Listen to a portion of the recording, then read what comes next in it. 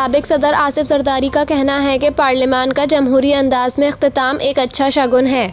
गुज़िश्ता रोज़ हाल ही में तहलील होने वाली कौमी असम्बली के स्पीकर राजा परवेज़ अशरफ ने साबिक सदर आसिफ जरदारी से मुलाकात की। इस मौके पर राजा परवेज़ अशरफ ने आसिफ जरदारी को मौजूदा असम्बली में मुस्बत किरदार और बेमिसाल खिदमात पर यादगारी शील्ड पेश की।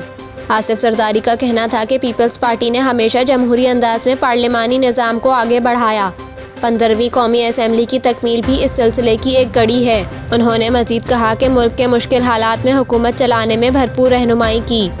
वाज़ेह रहे कि सदर मुमलिकत आरिफ अलवी ने वज़ीर आज़म शहबाज शरीफ की एडवाइस पर कौमी असम्बली तोड़ दी, जिसके साथ ही वफाकी काबीना और हुकूमत तहलील हो गई।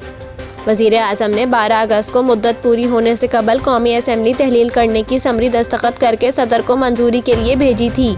ऐवान सदर के मुताबिक सदर मुमलिकत ने वज़ीर आज़म की एडवाइस पर कौमी असम्बली तोड़ दी। उन्होंने असम्बली आइन के आर्टिकल 58(1) के तहत तहलील की। सदर के दस्तखत करते ही कौमी असम्बली और वफाकी काबीना तहलील हो गई। ताहम निगरान वज़ीर आज़म की तकर्री तक वज़ीर आज़म शहबाज शरीफ ओहदे पर बरकरार रहेंगे।